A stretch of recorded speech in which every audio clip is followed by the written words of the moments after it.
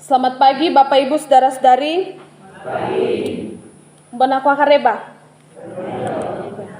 Puji Tuhan. Bapak Ibu saudara-saudari yang sama dikasihi Tuhan, tema seragam yang dipersiapkan dalam minggu ini yaitu saling menopang dalam kebenaran dengan rendah hati. Memulai khotbah saya mau bertanya, apakah ada di antara kita yang pernah mendoakan kebahagiaan sesama kita? Atau apakah ada di antara kita yang pernah mendoakan kebahagiaan orang lain? Pernah, ya pasti pernah. Lalu ketika kita pernah mendoakan kebahagiaan orang lain, kira-kira tindakan apa yang kita lakukan supaya orang itu bahagia?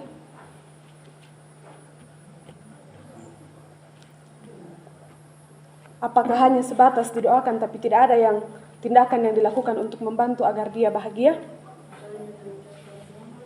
Mengucapkan selamat. Ya. Tentu ada usaha yang kita lakukan supaya orang itu atau orang lain bahagia ketika kita sudah mendoakan. Misalnya kita menolong, membantu, menopang, dan banyak hal yang bisa kita lakukan untuk membuat orang lain bahagia sesuai dengan apa yang kita doakan. Nah, hal itu juga tergambar dalam bacaan kita pada saat ini. Rasul Paulus berpesan kepada warga jemaat di Galatia agar mereka saling membantu, saling menolong, berbuat baik kepada saudara seiman. Rasul Paulus dalam bacaan kita mengajak jemaat untuk memulai perbuatan baik atau memulai kasih itu kepada saudara seiman.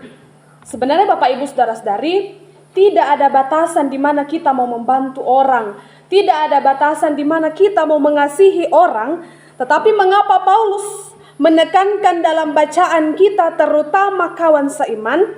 Karena tidak mungkin kita mengasihi dan berbuat baik kepada orang lain, tidak mungkin kita mampu mengasihi dan berbuat baik kepada orang lain ketika terhadap kawan seiman saja kita belum mampu mengasihi, ketika terhadap kawan seiman saja kita belum mampu membantu mereka.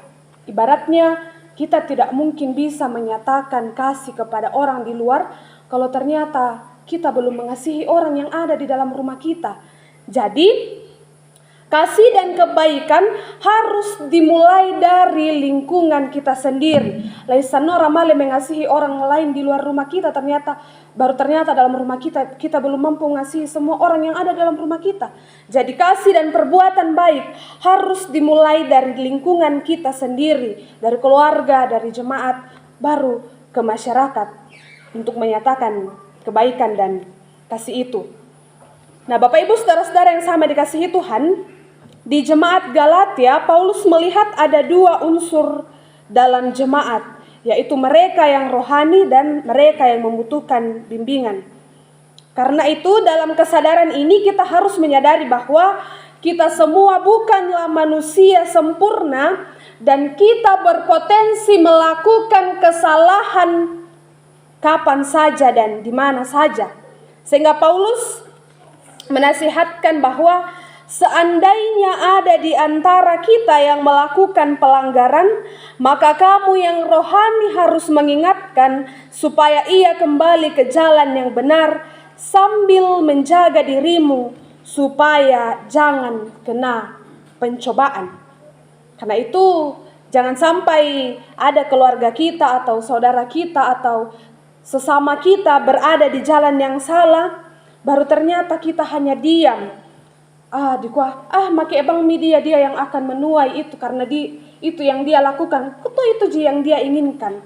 Tetapi hadirlah sebagai saudara yang saling menasehatkan. Atau jangan sampai kita hadir menjadi hakim. Pisan itu yang mencari itu dan lain sebagainya. Itu makanya jangan begitu dan lain sebagainya. Tapi hadirlah menjadi saudara seiman yang mengingatkan supaya saudara kita kembali ke jalan yang benar sambil menjaga diri kita, karena kita juga berpotensi melakukan kesalahan kapan saja dan di mana saja. Karena itu hadir menyatakan memberikan teguran kepada sesama kita. Firman Tuhan mengatakan, bertolong-tolonglah kamu dan saling menopang dalam kerendahan hati dan dalam kasih. Karena itu Bapak Ibu saudara-saudari, hadirlah menjadi penolong untuk sesama kita. Jangan hanya mau ditolong tapi kita tidak mau menolong. Itu realita yang terjadi sekarang. Kita hanya mau diberi tapi kita enggan untuk memberi sesuatu kepada orang lain. Hadirlah menjadi penolong. Jangan hanya mau ditolong, jangan hanya mau dibantu, tapi tidak mau menolong dan tidak mau membantu. Dan ketika kita memberikan pertolongan, nyatakanlah pertolongan itu dalam roh, jangan karena keinginan daging. Menolong dalam roh ketika kita mampu menolong tanpa ada apa-apanya. Berbuat baik bukan karena ada apa-apanya, menolong bukan karena ada apa-apanya, tapi berbuat baik dan menolong apa adanya. Ketika kita melihat, ini suatu ilustrasi.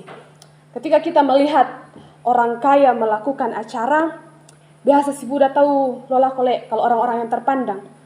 Tapi dibandingkan kalau orang-orang yang mungkin di bawah standar yang melakukan kegiatan, biasa si titik bang ditau lako. Kalau ada orang yang terpandang melakukan suatu acara atau membutuhkan pertolongan, biasa kita berbondong-bondong untuk setermuka ke sana. Dengan alasan bahwa ketika saya juga melakukan acara, nasi itu pak diomai pelambina. Tapi ketika orang yang lebih di bawah dari kita, apakah semua orang berbondong-bondong menyetermuka ke sana? Ya, mungkin hanya orang-orang di sana yang akan di sana. Itu berarti kita mau menyatakan pertolongan kita karena ada apa-apanya, karena kita mengharapkan kumua.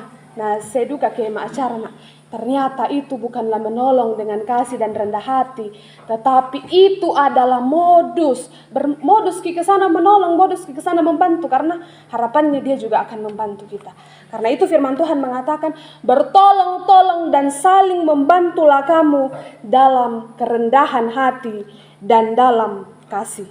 Karena itu Bapak Ibu saudara-saudari, mari hadir menopang, hadir menolong dan membantu sesama kita dalam kasih, bukan dalam apa-apa yang diharapkan.